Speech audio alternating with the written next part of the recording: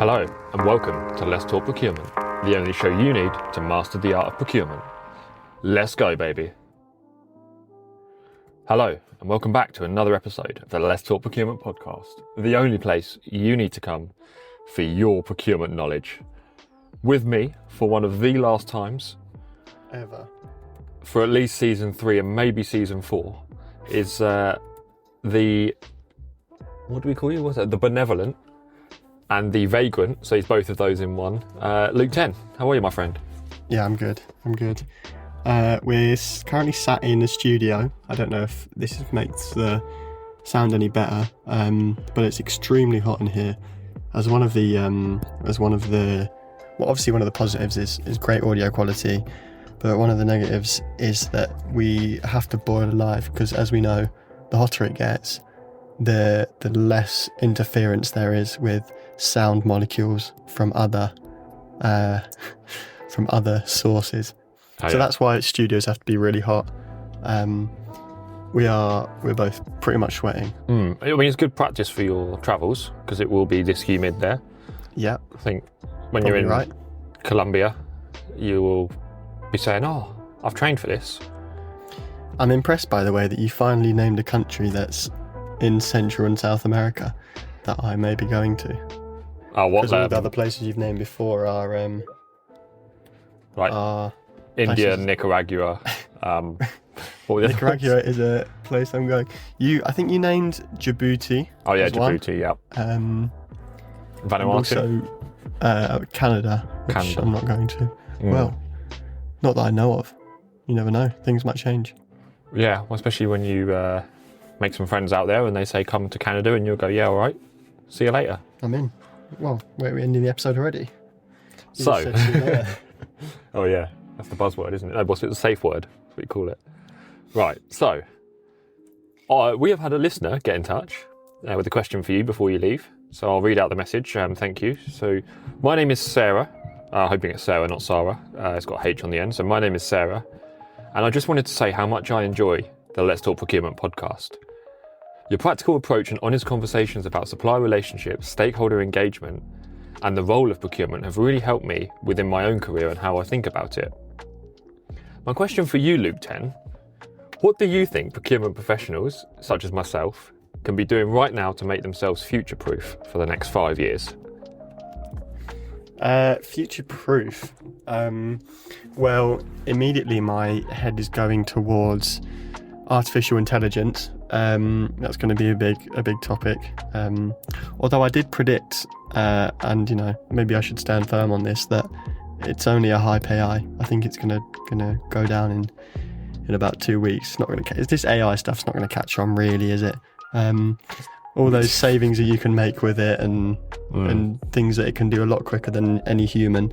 That's not gonna catch on. So I wouldn't worry about getting up to speed with that, or any potential new technology that might come along with that. Also, it's probably a bit of a waste of time to do some professional qualifications, isn't it? Well, I think like CIPS level 4, 5, 6. I think to make yourself future-proof, you need to focus on you right now. You need to go and find yourself. You need to leave for Central and South America. Yeah, you need to just quit. Yeah. Quit, but don't quit listening to the Let's Talk Procurement podcast. Well, I think if you go to Djibouti and you find yourself on top of a mountain speaking to a monk, ask him, how do you procure your food supplies when the nearest village is 10 miles away? And what does that do to you? It makes you a better professional. One thing that you should also do is look to make yourself future-proof, is look at past papers, maybe from approximately, can I do the maths? 33 years ago? No, don't be stupid. 30 something. 32 years ago. 32 years ago, there we go. And we... Have you just paused it? No, I wanted to ask, I wanted to thank Sarah for getting in touch. And if any of you listeners have questions, that you would like to ask Luke 10, you probably missed him now, but send them in anyway. Reach out to us on 2lukes1sip@gmail.com and or using the text us function in the description below. That's our favourite one because we can publish your comments straight onto our website. So you get a little Hall of Fame sort of moment, really. So yeah, please do reach out. That would be much appreciated. And now let's jump into the past papers. So, did you know when you invest in stocks, they say that past performance is not indicative of future returns? Is that investment advice? I think it's like a disclaimer, just to kind of get themselves out before you throw all your money in something that's historically done well. Yeah. Which is exactly why we're looking at papers from 20 years ago. 30 years ago. 30 years ago. Yeah. I recently acquired these. I was out with my CIPS detector. I was scanning a residential street. Yeah. With my CIPS detector, and it started beeping and going crazy, and I had to dig up the road, and I came across a locked box with a combination, and the combination, came with a little inscription next to the little combinations part. It said, find the tallest mountain and the smallest tree and the most ravenous river. Wait, can a river be ravenous? Well, it can. Yes. Now. Rivers can be ravenous. And from that, I completed a quest, and I finally got the combination. Opened the box, and inside was a whole bounty of CIPS exams. It was called CIPS. However, CIPS back in those days stood for the Chartered Institute of Purchasing and Supply Management. So I suppose it's CIPM. CIPSM. CIPM. CIPSM. And A if you want to put the and in. Yeah. CIPSAM. CIPSAM. Nice. Okay. So which one are we doing first? Because we've actually got quite a few here. We've got May 94. What's that one? May 95. May 97. May 95. And a case study from May 95. Have you got another 94 one in your hand over there? Yeah, I do, yeah. Which is quite interesting, actually. So we'll dive into this. It's set the scene for our It's for the module. The module is called Professional Stage, International Purchasing. Wednesday, the 18th of May, 1994. Remember what you're doing then? No, I don't. Do you? I was 3 months old. Wow. And holding this paper in my hand So you this is exactly what you were doing, reading and revising. I was preparing for this, yeah. Sorry, I just realised, by the way, that when I said it was Purchasing and Supply Management, I was reading out the module title for the one I'm looking at.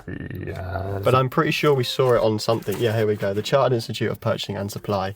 So forget the management part. It's still CIPS. They just replaced purchasing with procurement. Yeah, and knowing how much these rebrands cost, I bet that change of one word from purchasing to procurement cost a bit as well. Yeah, and I mean, the logo doesn't look too different either. So, setting the scene, this module is international purchasing. Question 1 is compulsory to be attempted by all candidates with a maximum of 50 marks, and then you have 2 questions from section B. So I think there's 5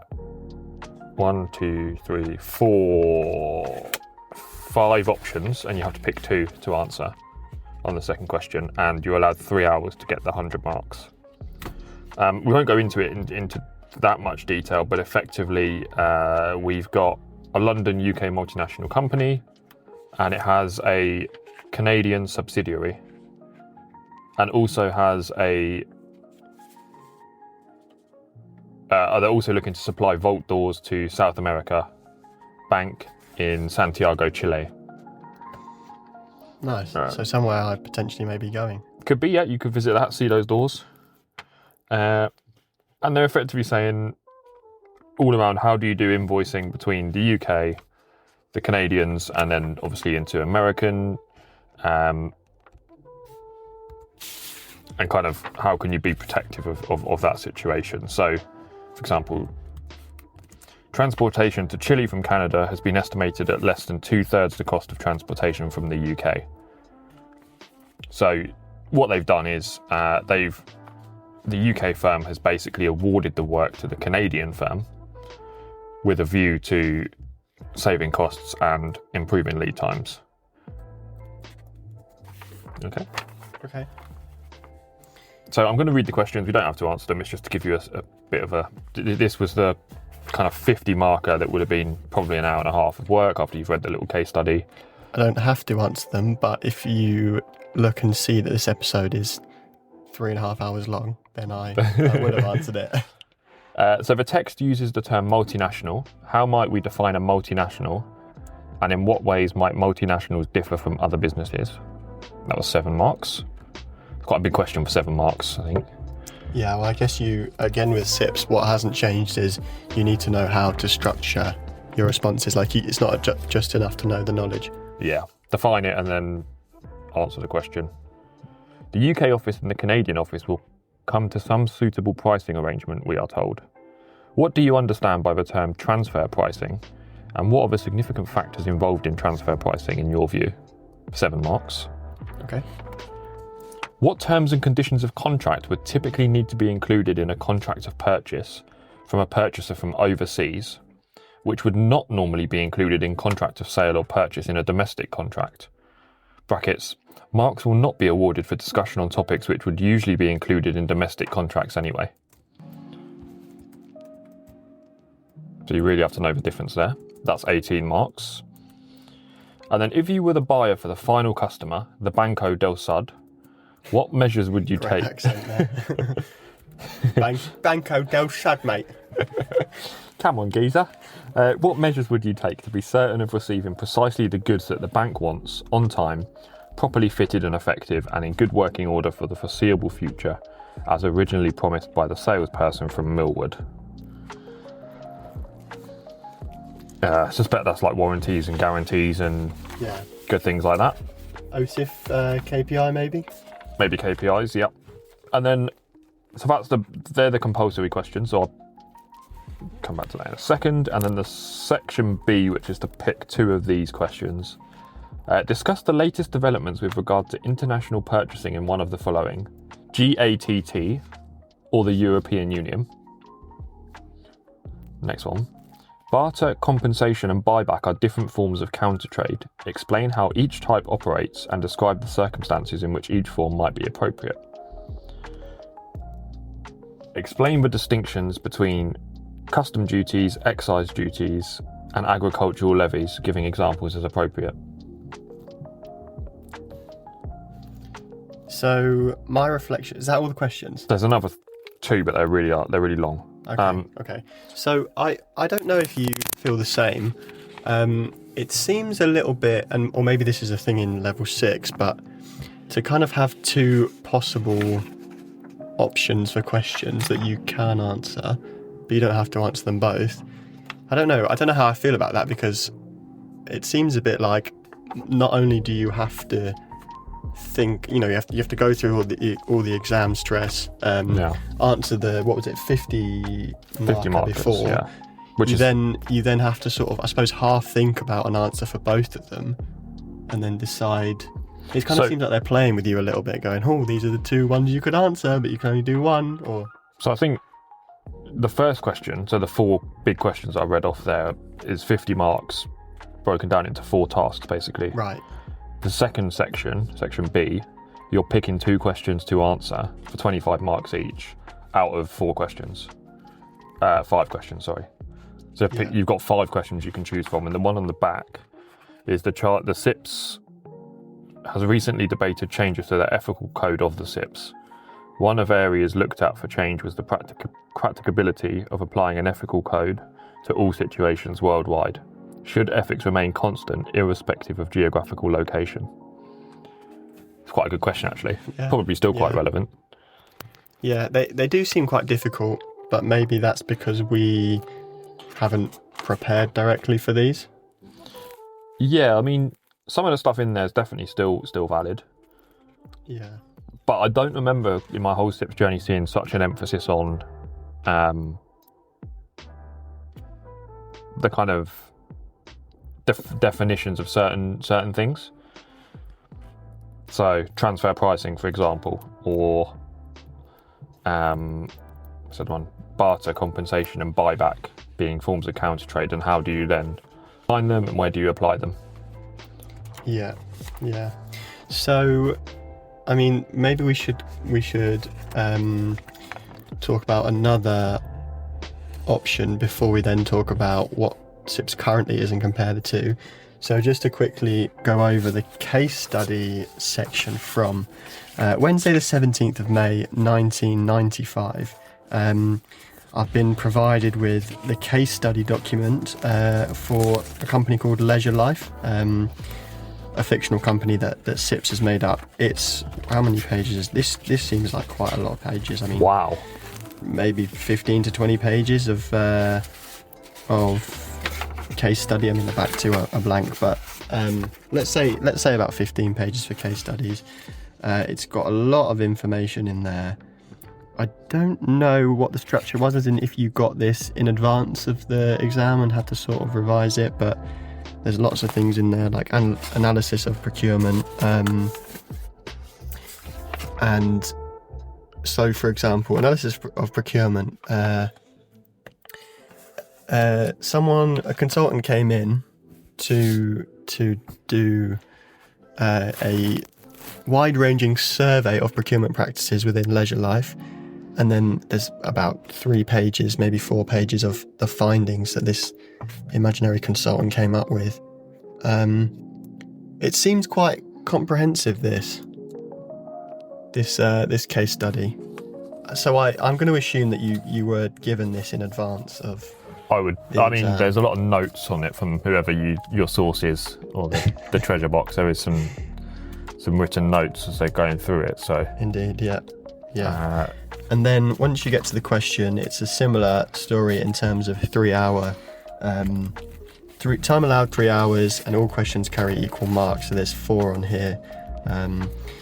In what ways can the chairman of Leisure Life improve the purchasing operations as detailed in the case study? Discuss the techniques and their application that could be specifically related to Leisure Life so that the company becomes profitable.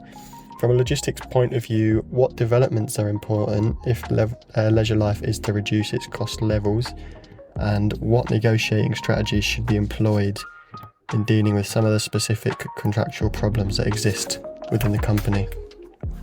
okay, Again, seems like quite, maybe this is like a final, like a big. yeah, like our version of I don't know, what's the last CIPS one? Module 8 or something like that? Can't remember, to be honest. If you're doing level 4, then the equivalent to L4M8.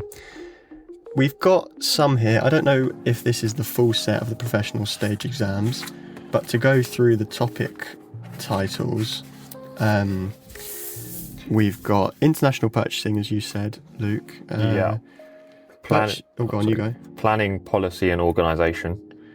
Purchasing and supply management, legal applications. And logistics. And then this last one is case study. So they're all written as well. I don't know if you've noticed that. Written. And if you compare that to, this is the professional stage. So I've got up the level 5 and 6 modules. Level 5 is managing teams and individuals. So there's 5 compulsory. Managing teams and individuals, managing supply chains, managing contractual risk, advanced contract and financial management, managing ethical procurement and supply. And then 3 of the following: category management, achieving competitive advantages through the supply chain, product and change management, operations management, logistics management, and advanced negotiation. So those are the level 5 modules. How do you think they compare? Well, I've got to be honest, I'm glad we've got laptops now. It feels like these are quite comprehensive. I mean, the case study example you gave does feel quite similar to some of the things I've seen in the written essays, because you do get a kind of you get a case study and then they kind of hint at some of the solutions and then you have to go into further detail. But some of these look brutal, to be fair, if I'm being honest. Yeah, agreed. As we say, I don't know if this was everything from start to finish, but what is here is quite difficult, and well, maybe we should say comprehensive is a better way to describe it, especially the case study. There's loads of information about leisure life in there which they may not even ask about. So I'm glad I did my assignment route in comparison to this. Yeah, well, I think the one thing that looks quite clear is that if you do smash all of these exams, you're probably quite knowledgeable and abroad. Definitely, yeah, well set for life. I mean, procurement. I'm just gonna whip out the logistics, the legal one, because that was, I saw some things in there and I was like, this is interesting. It's actually quite good. When does the contract become binding on the parties? What does the term time is of the essence mean, and what effect will this have upon a contract, in particular upon the rights of the parties? What effect will supplier shortages have upon its chances of enforcing a particular clause that it's referencing? What is the legal definition of liquidated damages? How may the courts view the clause in these terms? What are the advantages and disadvantages of using liquidated damages clauses rather than relying upon the courts to assess damages?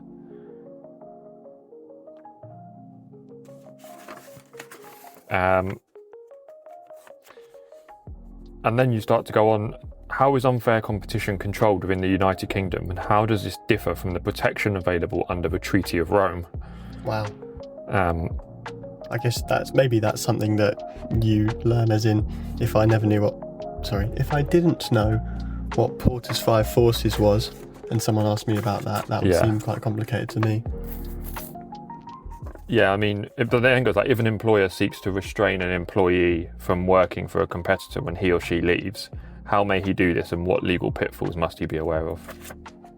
Like, some of the stuff in here is things that I would go to a legal contact for support and guidance on, as opposed to know myself, which obviously I'd love to know more about, but didn't realise it was within our kind of remit, so maybe that's just a shift of how the profession's changed. I was going to say, do you think CIPS maybe strategically are thinking, look, we need to widen the potential base of people that can do our exams to get more funds in.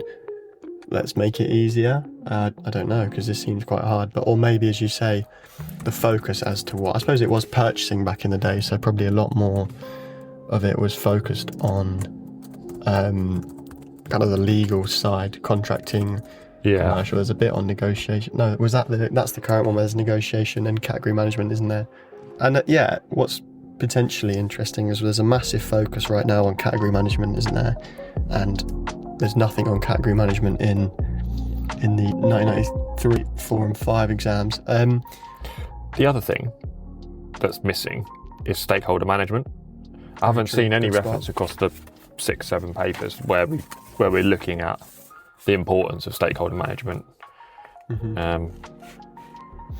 Probably a shift of the profession and where it's moving towards. Maybe it's the copies or the exams that we have, but as we say, it's quite purchasing heavy, it's quite legal heavy, it's quite logistics heavy in comparison to procurement sided, which is more about kind of category management, stakeholder engagement / management, and project-y kind of stuff. We've got some Latin in here as well. Explain the principle of uberemi fidei. Probably butchered that. Uberimi Fide. Yeah. See it there? Okay, nice. Do you know what that is? No idea. But our good old trusty friend Google says it is a Latin term meaning utmost good faith. Okay. So if that's I could guess and say if that's in a contract, then the supplier has got to perform. What's the word we would use nowadays? In accordance with good faith, probably. We sometimes best say like best endeavours or something. They've got to fix it to best endeavours. Yeah. So I think this might be. So it says most notably used in insurance, requiring parties to fully and truthfully disclose all material facts, Right. even if not asked, with failure to do so potentially voiding the whole contract. This creates a higher standard than typical contracts where the principle of caveat emptor (brackets let the buyer be aware) Yeah. usually applies. That's probably the only Latin I know. So, yeah, I mean, if you did take your CIPS back in the 90s and you can shed some light on how it was, or even in the early 2000s, could be interesting as well, please feel free to get in touch. Our email address is 2lukes1cip@gmail.com. That's the number 2, Luke's plural, the number 1, CIP@gmail.com. As I believe we said earlier, you can also slide directly into our DMs or directly onto our website, however you want to see it, with a text us button in the link. Text us link in every description of every episode. And also we've got an Instagram, let's_talk_procurement. Yes. Oh, just before we wrap up, I want to shout out to those who keep trying to request guests or add guests to our podcast, because that is driving my nut in. Agreed. I'll tell you why. Because they're like, oh, we've got a great guest for your show. A, they probably haven't listened to the show. And B, they think we're going to pay to have a guest on our show. Are they joking? And what annoys me more is they'll send an email in saying, just following up for the 5th time to check if you're... No, mate, if I didn't respond to the first 4 times, I probably didn't want your guest. Yeah. Imagine doing that, cold calling for guests on a podcast, hoping that they will get money for it. Yeah. Scum. I know, and they're coming to us. We should be getting money for having people on our podcast. Well, that's what I think. I think anyone who's had a platform is lucky to have come on here, to be honest. Yeah. That stops now. It does indeed. As does this show. See you later. As I leave. See you later.